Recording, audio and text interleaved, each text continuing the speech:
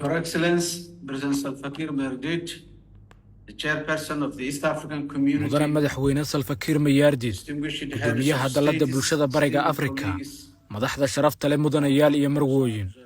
waxaa sharaf ii ah inaan maanta idinkala soo qayb galo shir madaxeedka 23aad ee aan caadiga ahayn ee ururka bulshada bariga Afrika, innaga oo ah xubinta ugu da'da yar dalladeenna dhanka ku soo biirista ururka.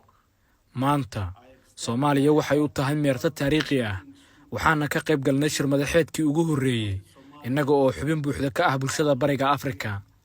marxaladdan muhiimka ah kaliya muhiim uma ahan Soomaaliya, balse waxay tilmaan cad u tahay horusocodka iyo horumarka iskaashiga gobolka. xubinnimadeenna bulshada bariga Afrika waa bog cusub oo u furmay safarkeenna xaqiijinta himilooyinkeenna qaran, kaasi oo ballan qaadaya kobac dhaqaale, xasilooni iyo barwaaqo ay ku tillaabsadaan dadkayga iyo guud ahaan shucuubta gobolkeenna. Soomaaliya dhowaan waxa ay soo diraysaa wakiiladeeda labada gole ee baarlamaanka iyo maxkamadda cadaaladda bariga Afrika. sidoo kale waxaan ka qayb qaadan doonaa ganacsiga iyo wax isdhaafsiga. tani waxa ay kor u qaadi doontaa ganacsiga, iskaashiga dhaqaalaha iyo barwaaqo sooran ay wadaagaan ummadaheennu.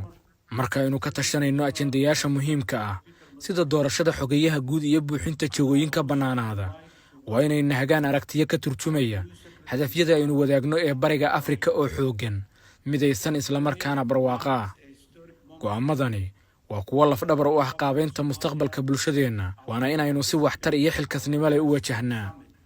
gabagabadii, si wada jir ah ayaan uga gudbi karnaa caqabadaha innaga oo xoogga saarayna xaqiijinta mustaqbal ifaya iyo barwaaqo ay wadaagaan guud ahaan shucuubteennu. mahadsanidin dhammaantiin. I thank you, Excellencies.